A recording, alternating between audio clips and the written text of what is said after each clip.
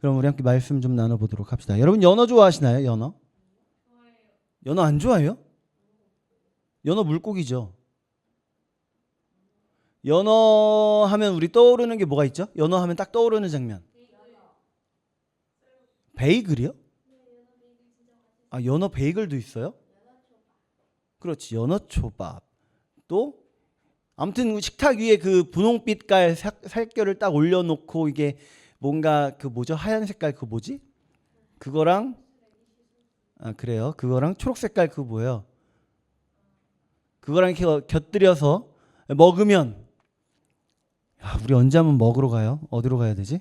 자, 살아있는 걸로 한번 생각해 봅시다. 살아있는 연어. 살아있는 연어 하면 뭐가 떠올라요? 그렇죠. 강물을 거슬러 올라오는 그 연어. 열심히 강물을 거슬러 올라오다 보면 폭포도 만나고 뭐도 하고 하지만 계속해서 그걸 뛰어넘고 해서 꿋꿋하게 올라가는 그 새빨개진 연어. 뱃속에 알 가득 채워갖고서는 어떻게든 올라가려고 그렇게 열심히 노력을 하던 그 연어. 근데 연어가 다 끝까지 도착해요? 모든 연어가? 가다 보면 누구 만나요? 곰 만나잖아요. 곰. 겨울잠을 자기 위해 이제 식량을 잔뜩 먹어야 하는 그 곰. 그 곰들이 다 잡아서 이렇게 먹기 시작을 하죠. 또 열심히 올라가다 보면 기력이 다해서 거기서 죽기도 하고. 그죠? 그런데 연어가 왜 굳이 그 강물을 거슬러 올라갈까요? 왜? 아니 바다라고 하는 곳은 아주 넓어요. 연어가 먹고 살 만한 것들이 넘치는 곳이에요. 바다는. 물론 위험도 있지만 위험은 어디나 있으니까 먹을 것만 생각해 봤을 때 강과 바다 중에 어디가 더 먹을 게 많을까? 과연 어디가 연어가 살기 더 좋을까? 당연히 바다죠. 그 좁은 강에서 포착포착 뛰어다니는 건 곰의 눈에 너무 잘 보이잖아. 그런데도 불구하고 연어는 왜 강물을 거슬러 올라갈까요? 왜? 알을 낳기 위해서. 그건 뭐죠? 그들의 DNA에 심어져 있는 본능. 하나님께서 연어에게 심어주신 본능. 어떻게든 자기가 태어났던 곳으로 가서 알을 낳아야만 한다라는 그 본능 하에 열심히 가잖아요. 자기 원래 태어났던 곳으로 가기 위해. 그죠? 맞아요? 맞죠? 딴 생각하고 계신 분들 자 돌아오시고요. 자 내려놔. 치워. 멀리 치워. 더. 손에 닿잖아. 안 달 만큼. 됐다. 네, 고마워요. 자, 연어는 그렇게 해서 열심히 올라가요. 본능 때문에. 그런데 오늘 본문에 보니까 야곱도 고향을 떠올려요. 고향. 야곱의 고향이 어딜까요? 야곱의 고향. 가나안. 그렇죠. 가나안 땅이죠. 가나안 땅을 지금 야곱은 그리워하고 있어요. 지금까지 자기가 살았던 그 가나안 땅하고는 지금 살고 있는 애굽의 고센 땅은 비교도 안 될 정도로 아주 비옥한 땅이에요. 그렇지 않아요? 7년 동안 환란이 있는데도 불구하고 풀이 있을 정도니까 아주 비옥한 땅이죠. 그러면 그 좋은 곳을 놔두고 왜 야곱은 가나안 땅을 생각하고 있을까?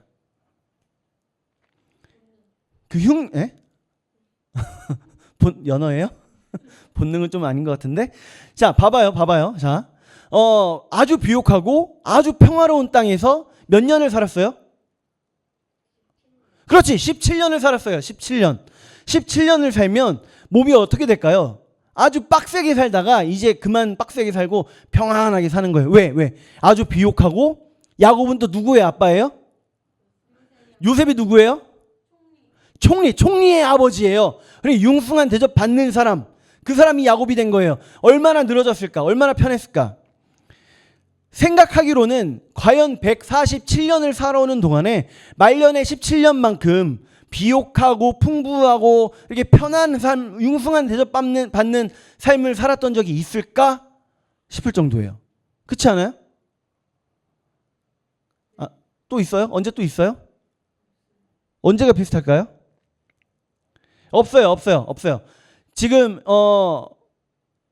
147년을 사는 동안에 가장 행복하고 가장 평화로운 시대를 살고 있는 야곱이에요. 그래서 27절 말씀 한번 봅시다. 27절. 시작. 이스라엘 족속이 애굽 고센 땅에 거주하며 거기서 생업을 얻어 생육하고 번성하였더라. 아멘. 마지막에 보니까 어떻게 했더라? 생육하고 번성했더라. 아주 편안하게, 아주 평안하게, 아주 행복하게 살다 보니까 생육하고 번성했다. 여러분, 생육하고 번성했다, 이거 어디서 많이 들었던 표현 아니에요? 창세기 내내 나오는 거잖아요. 하나님께서 그 아담과 하와를 만드시고 그들에게 명하실 때 뭐하고 뭐해라? 생육하고 번성해라. 자, 또 한번 싹 쓸어버리신 다음에 노아에게 말씀하실 때 생육하고 번성해라. 그죠? 그런데 그 말씀이 오늘 여기 본문에서 이루어졌어요. 그쵸? 생육하고 번성하였더라. 그럼 이제 완성됐네요. 그죠? 하나님의 말씀이 완성된 거 아니에요? 생육하고 번성해라 했는데 생육하고 번성했다 하니까, 그럼 이제 하나님께서 아브라함으로 하여금 그 하란 땅을 떠나게 하신 이유가 바로 오늘을 위한 거 아닐까요? 아니에요? 아브라함을 택하셔서 너는 본토 친척 아비 집을 떠나 내가 내게 지시할 땅으로 가라 라고 하셔서 가나안 땅에 갔잖아요. 그리고 가나안 땅에서 열심히 고생하면서 살다가 이제 요셉 덕분에 평안하게 애굽에서 지금 살고 있잖아요. 생육하고 번성했잖아요. 그럼 이제 아브라함에게 주신 그 약속이 이루어진 거 아니에요? 맞아요, 아니에요? 아니죠. 여러분이 지금 망설이는 이유가 뭐예요? 당연히 아닌 거 뻔한데 이상하게 맞다고 이끌고 가는 것 같으니까 아니라고 말하기도 뭐하고 맞다고 했다 틀렸다고 할 것 같고 막 그래서 대답을 못 하는 거잖아요. 그죠? 아니에요. 노년에 드디어 인생이 피나했는데 우리가 창세기 이후의 이야기를 알지 못했다면 야곱이 그렇게 험악한 삶을 살더니 드디어 노년에 삶이 폈구나라고 할 텐데 그게 아니었어요. 야곱한테는 오히려 다른 소원이 있습니다. 다른 소원. 자, 야곱의 나이가 몇 살이라고요? 147. 130세에 애굽으로 내려왔죠. 그리고 17년을 살았다고 했죠. 그러니까 147세예요.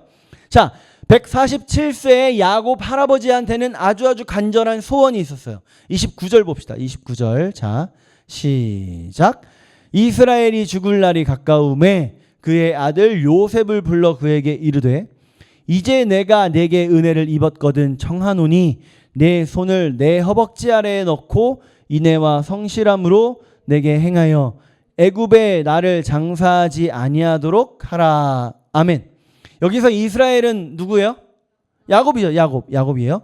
하나님께서 야곱에게 주신 새로운 이름 그 이스라엘. 자기가 죽을 때가 다 된 줄 알고 가장 사랑하고 또 가장 믿음직스럽고 그런데 또 가장 걱정되는 아들을 불러요.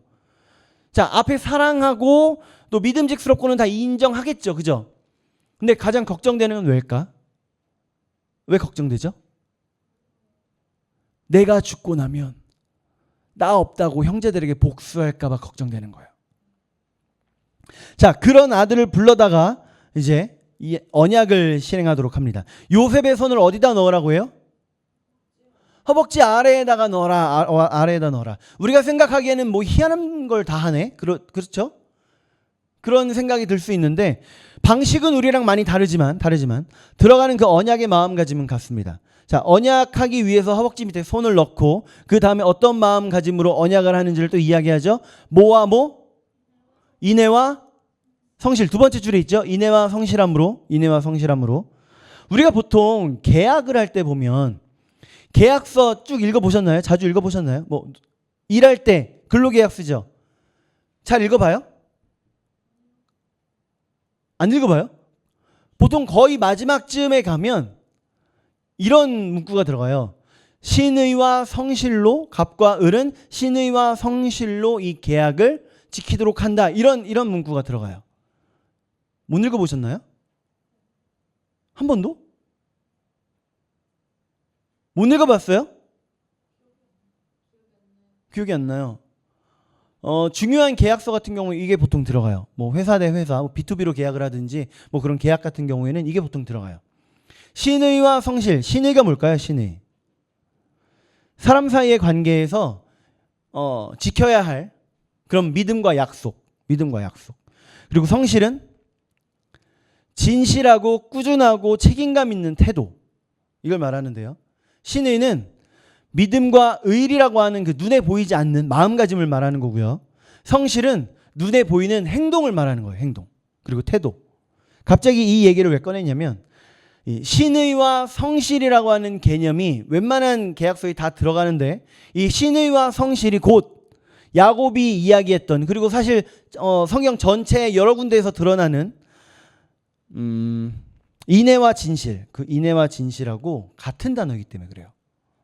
인애와 진실을 히브리 원어로 하면은 헤세드 그리고 에메트라고 하거든요. 헤세드와 에메트.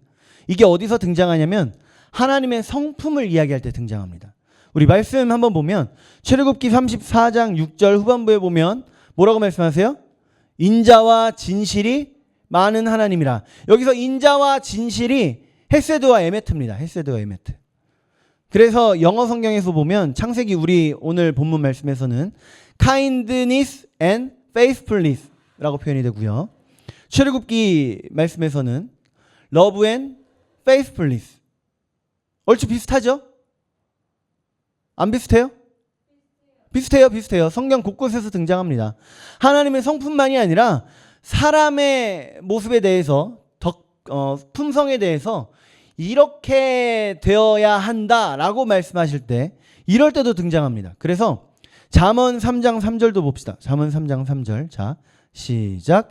인자와 진리가 내게서 떠나지 말게 하고. 아멘. 자, 여기서 나오는 인자와 진리가 또 헤세드와 에메트입니다.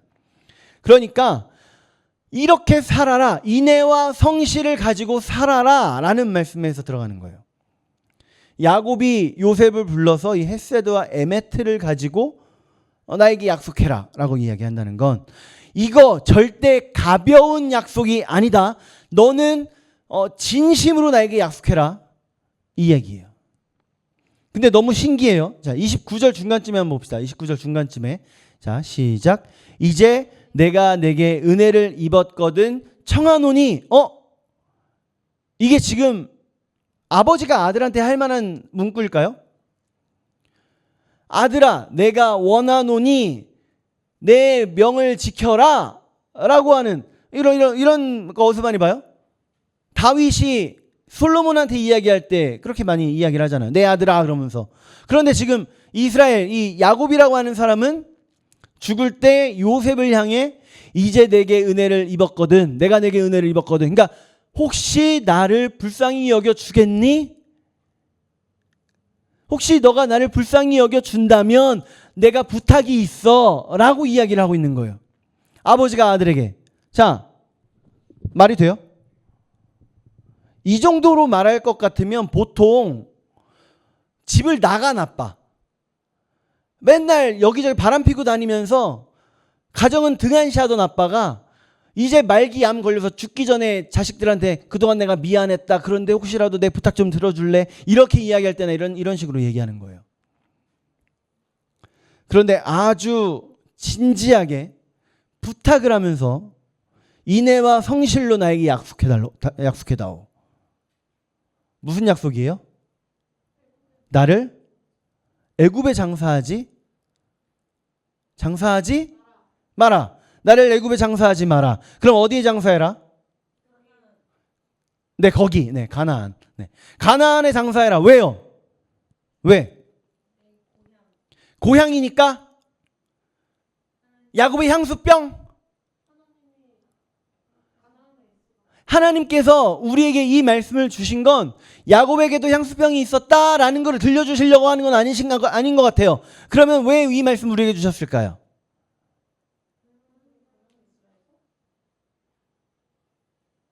오늘 이 야곱의 유언을 통해서 우리가 깨달았으면 하시는 부분이 있기 때문에 그런 거죠.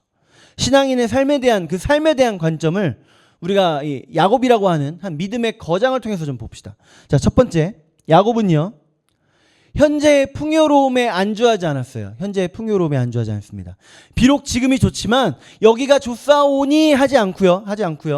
여전히 신실하신 하나님의 약속을 붙드는 믿음을 보여줍니다. 자, 애굽에서 몇 년을 살았다고요? 17년을 살아요. 147년 인생 중에 그 어떤 때보다도 평안했을 거다라고 이야기를 했죠. 이때보다 부유했던 때가 없다라고 이야기했어요. 단연코 없습니다. 그런데 이 평안함은요, 하나님의 최종 목적이 아니에요. 아니에요. 하나님의 계획의 일부일 뿐이라는 거예요. 애굽 땅, 이집트죠. 이집트는 말로 할 수 없을 정도로 성적으로 아주 문란한 국가였어요. 그리고 어디 가든 우상들이 널려 있는 그 우상의 도시였습니다. 근데 그런 곳에서 그들과 함께 그들처럼 사는 건 하나님의 뜻이 아니었다라는 거예요. 하나님의 최종 목적지가 거기는 아니라는 거죠. 야곱은 비록 평안하지만, 부귀영화 누리고 있지만 여전히 야곱의 정체성은 변하지 않았다는 거죠. 뭘까요? 야곱은 요셉 총리의 아빠이기도 하지만 그의 진정한 정체성은 하나님의 언약의 조상이죠. 하나님의 언약의 조상. 그래서 야곱은 여전히 그 시선을 땅에 두지 않아요. 하늘에 둡니다. 우리가 세상 살면서 종종 착각하는 게, 이 땅에 살면서 이 땅에 시선을 두고 일주일에 한 번씩 예배 드릴 때만 잠깐 하늘에 시선을 뒀다가 다시 일주일 동안 우리가 이 땅에 살면서 이 땅에 시선 두고 살면 되는 줄 알아요. 이 땅에서 일주일 동안 이 땅의 방식으로 살다가 일주일에 한 번 딱 예배 드릴 때만 눈 살짝 들면 그게 믿음의 삶인 줄 알아요. 근데 우리는 안 그러죠. 우리는 그게 올바르지 않다는 거 다 알잖아요. 우리 하나님의 사람들로서 우리가 세상에서 하나님께 시선을 두고 살아가는 게 당연하다라는 거 우리는 다 알고 있죠. 가끔 우리가 눈이 내려오는 건 어쩔 수 없어요. 평소에 우리가 하나님께 시선을 두고 살다가 하나님의 나라에 시선을 두고 살다가 가끔 우리가 세상을 살다 보니 눈이 잠깐씩 내려오는 건 어쩔 수 없어요. 그런데 그래도 우리 애굽에다가 우리의 믿음의 집을 짓지 말자고요. 모래 위에 뭐를 짓지 말자? 집을 짓지 말자. 우리 애굽에 우리의 집을 짓지 말자고요. 안정적인 직장이나 뭐 사업이 번창하는 거, 가정이 평안한 거, 이거 정말 감사한 일이에요. 감사한 일인데 이게 최종 목적지는 아니라는 거예요. 여러분 혹시 이 세상에서의 안락함이 나의 믿음의 목적이 되었다면 이 시간 우리 삶의 목적을 좀 다시 한번 새롭게 해봅시다. 우리 하나님께서 우리를 만드시고 우리를 구원하시고 우리를 택하셨을 때 그 목적이 저기 있는데 우리의 목적이 여기에 있다면, 여전히 우리가 여기가 좋사오니 하고 있다면 하나님과는 전혀 초점이 맞지 않는 거죠. 우리 다시 한번 나 자신을 좀 돌아봅시다. 두 번째는 야곱은요, 자신의 죽음을 통해서 자신의 다음 세대에게 믿음의 유산을 전수했어요. 자, 야곱이 왜 요셉에게 그렇게 엄숙한 맹세를 하게 했을까요? 왜 엄숙하게 언약하게 했을까요? 너무 중요한 메시지가 담겨있기 때문에 그래요. 요셉만이 아니라 다음에 태어날 다음 세대들에게까지, 그 후손들에게까지 가르침이 필요했기 때문에 그렇습니다. 너희는 아니다. 뭐가 아니냐면 애굽 사람이 아니다. 너희는 기억해라. 뭘 기억해야 되냐면 우리의 본향은 하나님께서 약속하신 가나안 땅이다. 후손들에게 선포하는 거예요. 믿음의 유산을 남기는 거예요. 여러분, 어떤 믿음의 유산을 준비하셨고 또 어떤 유산을 준비하셨고 또 어떤 유산을 받기 원하십니까? 어떤 유산 받기 원해요? 엄마 아빠 죽으면 뭐 받고 싶어요?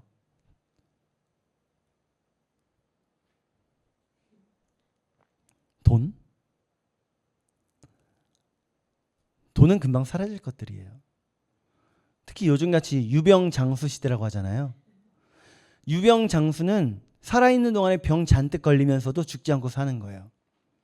그럼 병 걸려서 빌빌대는 동안에 죽기 직전까지 병원비로 치료비로 다 쓰고요. 그리고 빚도 져요. 그리고 나서 죽으면 그동안 모아놨던 거 다 날아가요. 아유, 생명보험 다 들어놨죠? 네, 그 생명보험 이제 우리가 타면 될 것 같죠? 빚진 걸로 다 나가요. 받을 게 없어요. 어차피 돈은 아무것도 안 돼요.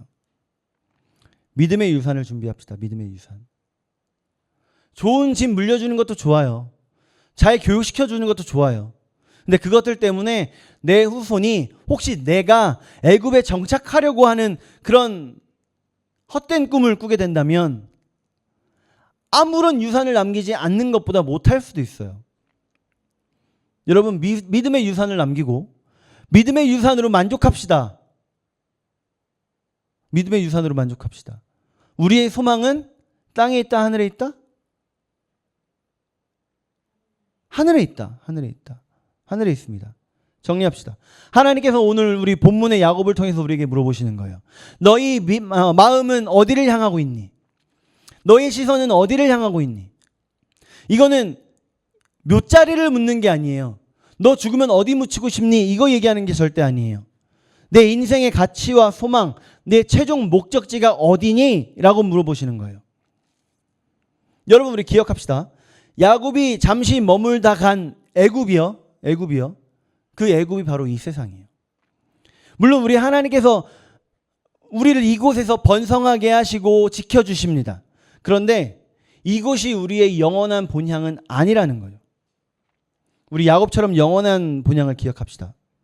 우리의 삶을 통해 우리의 다음 세대에게 하나님 나라에 대한 소망을 가르칩시다. 그러기 위해서 오늘부터 우리의 시선을 영원한 가나안 땅, 하나님 나라의 시선을 두고 살아갑시다. 잠깐의 즐거움은 내려놓고 하나님 나라를 위한, 영원한 가치를 위한 그것에 우리의 시간을 드리는 저와 여러분들 되시기를 축복합니다. 기도하겠습니다.